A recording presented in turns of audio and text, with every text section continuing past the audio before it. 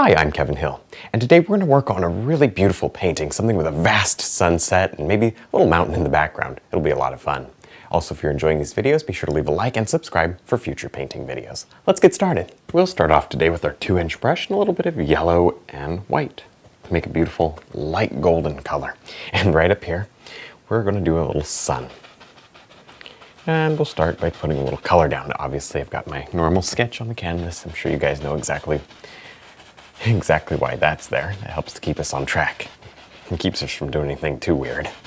There we go. For the first time ever that I can remember, I ended up sketching this bit here with the detail round simply because the filbert, when I was trying to sketch it, was too big. I wanted this mountain to seem small so that it looks far away.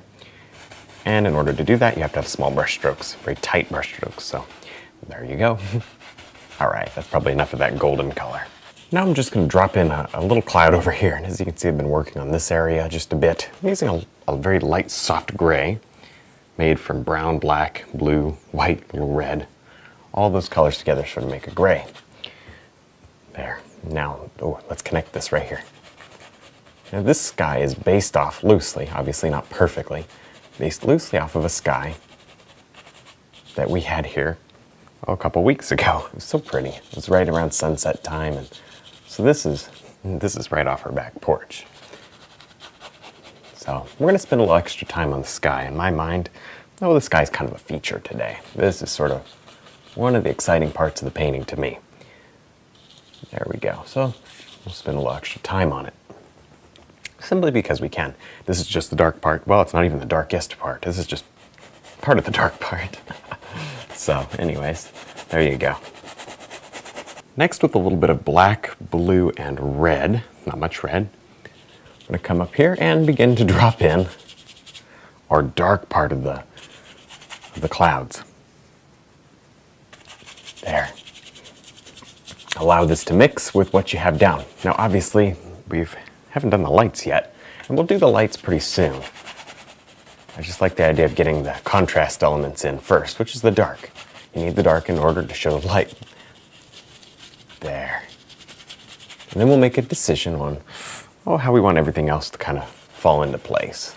Now with our little 3/4 brush here, I'm going to just start from the sun area. I'm going to lightly touch and just pull away like that. I'm skimming the surface so lightly that when I look, I even see the tooth of the canvas showing through. So I don't even touch hard enough to push it into the holes of the canvas.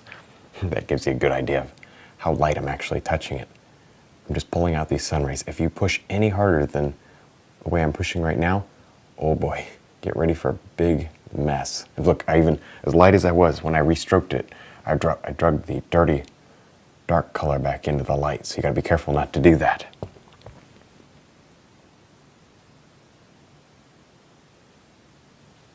Now I'm going to go ahead and drop in our little mountain back here with our 3/4 brush, just because it's in my hand and was working so well. There.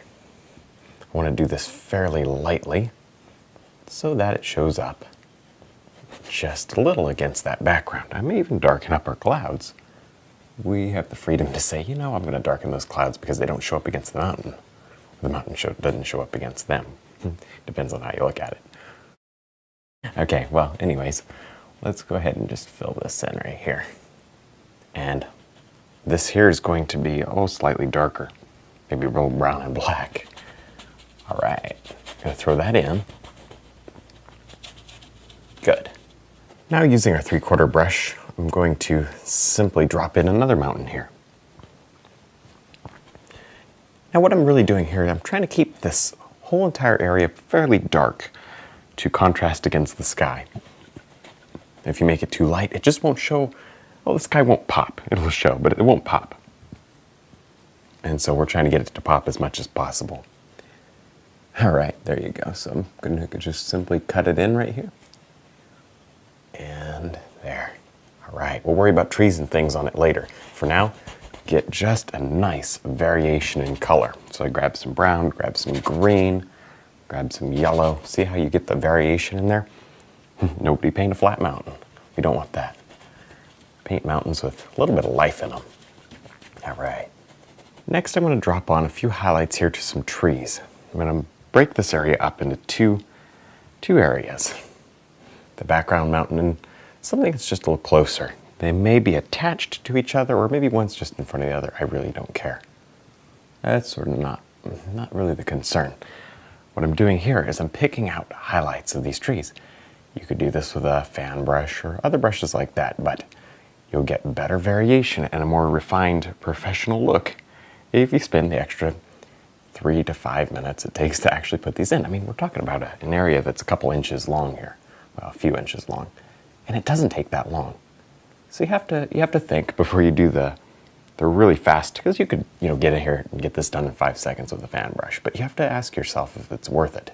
Sometimes it is, but for me, in my painting, I think that in this circumstance, I'm just going to go ahead and paint these trees in one by one, varying the color, leaving different pockets of shadow and movement. That way I'll get a slightly more refined and detailed look. Now I'm going to go ahead and move over to the right-hand side and work on this area. And it's very similar to the trees we painted on the left. However, there's a difference here. On this side, the trees are really small in the background, just where you're going to touch with this brush. And I'll kind of work them up the mountain just a bit. Very subtle. I don't know if you can even see that. Probably can't. Just a little bit of color there. Very subtle. Okay, and then as you move forward, I want you guys to get them a little bit bigger. So to do that, simply take your brush, give yourself a little line. Yeah, we're going to paint little trees. And obviously it's too small to do any kind of detail, but I'm just sort of, following that line, sort of pulling out these little limb ideas. And it's just basically that light on the dark. I'm going to quickly scrub in right here just a little bit of yellow and green. Now, obviously, I don't want this to be too dark back here. This is just the underpainting. Now, if you're asking, obviously, why I don't want to do this, it's because, if you're new here, it's because I like to have, even in my underpainting, some depth. There. If you don't have depth in your underpainting, it's going to be even more challenging to, to highlight properly and to make it look good later. Now, you can do it. I'm not saying you can't do it. I'm just saying I found this makes things a little easier, so why not? Give yourself every advantage that you can when you're doing this, right? There we go. I'm leaving this area unfinished just because I know I'm going to do some trees there. As I come down, black. Throw some deep, deep black down here and work the two together. Also, as you can see, I threw a little brown in here just to indicate a small road. We had that in the sketch there in the beginning, so just thought I'd start working on that. Now with a very, very bright mix of yellow and white. No green in this because I know it's going to mix with the underpainting. I'm going to think about my light source, think about my meadow here. And while doing all that thinking, I'm going to drop in these beautiful little highlight areas. See that? Now, you've got a lot of options on how to use this brush. You can simply set the paint down, stroke it up and down like this. Oh yeah, that gives you some soft effects. You can just pull it. You got some options. You can use the fan brush too. We might do that later. For now, I want to just work. The fan brush is good as you come forward. For now, I just want to work with the filbert though. See how you can use it? Use the side of the brush. For the most part, this like going in straight like a pencil doesn't work too well. So try to use the flat end of the brush. There. And once you get a little bit of this in, quite a bit of this in, then you can start working in your green tones just to, say, this grass is, in fact, green. This is a very lush area wherever this is. Actually, I'll tell you where this is. The mountains back here are Canada. It's actually from a photo that we took. So we have two different photos together here, which is kind of cool. Now, before we go too far here on the grass area, I'm going to go ahead and begin to highlight our road. There. And then this is one of those little roads that cars would drive on, so we're going to have it split. That's why that has that split there. This is where the cars don't touch. This is obviously where the wheels go. There. Okay, so I'm just going to use this color, maybe this is just a little brown and white, a little more brown in it every once in a while to change it up. My little detail brush, because it gives me a lot of small textures, and small textures are usually really nice in roads. It makes it look like dirt and stuff. To have a lot of little variations. Good. Of course, you want to focus on all the beautiful lighting and all that. So I'm going to keep it brighter in the background, slightly darker here in the foreground to help lead the eye back into the painting where we want it to be, because in our painting today, oh boy, the interest is really over there on the mountain and on the sky. Nice. And this can be trimmed as we put the other things around the grass and stuff. It doesn't matter. So I'm just kind of getting it in there rough, very quick, developing some beautiful light. Watch this, the light's kind of filtering through. And maybe a couple of little shots of light right here. Good. Now I'm going to go ahead and make some very tall grass here in the foreground and then melt it into the background. So I'm just stroking it right down like this to create the nice little grass areas. As we come back, smaller strokes, and it blends it right back into the background. Pretty simple. Really a lot of fun, actually. Be careful not to overdo, because the minute you start overdoing this, you're going to detract from what I want the feature of the painting to be, which is obviously the background areas. And it's kind of different. You know, a lot of times you want the foreground to really, you know, be one of the big things in a painting. One of the main features is generally the foreground, at least in my paintings, but not today. I really don't want to put much emphasis on the painting. It doesn't mean you leave it unfinished. No, you can't do that. And I'm even about to throw some flowers here in just a minute in the foreground. So it's going to be highly detailed, but it's going to be subtle. And that's just what you need. Can't leave it unfinished. Now I'm going to take this little detail round brush and just very carefully drop on a few bits of highlight to some larger evergreens, quickly just smudged them in.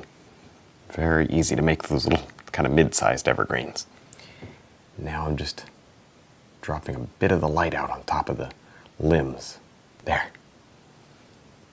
See how that works?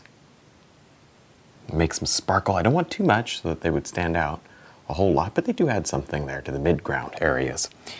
Now, unlike normally, because let's face it, this painting is not overly normal, we are not going to have any foreground elements that are huge. You know how normally I would want to put a big tree or a huge boulder. We're not going to do any of that because it's just the way I want to do this painting. I just want to play around with different styles of subjects and different ways to work out a painting. So we're just going to let it be an open meadow. And I think that's cool. I think it'll really, really have a nice effect there. So these are going to be the closest trees that we're going to paint today. Now with our little detail round brush and a soft purple color, I'm going to drop in some flowers. And I don't want them to be too big. I'm just using my little brush kind of flat and there, just dabbing and dotting. Nothing too bright. Nothing too big. I don't want it distracting. If you get them too big, it will be distracting, so don't do that. There, and then as they go back, they get smaller. See that? Good. The reason I chose purple, you could use whatever color you want, but the reason I chose purple is because it ties in with the sky. It really helps to connect the entire painting with color, which is fun. Gotta love that. Some are a little more blue, some are a little more red. It's up to you. I'm using a mixture of both because that's kind of cool. And I'm using this brush very flat in order to get a lot of beautiful texture in my flowers. Nothing too large. And anyone that gets kind of repetitive or, you can always cover those things up with grass. All right. Do some on the other side.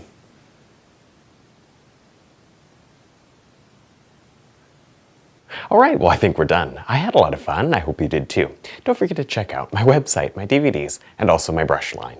And thanks for watching.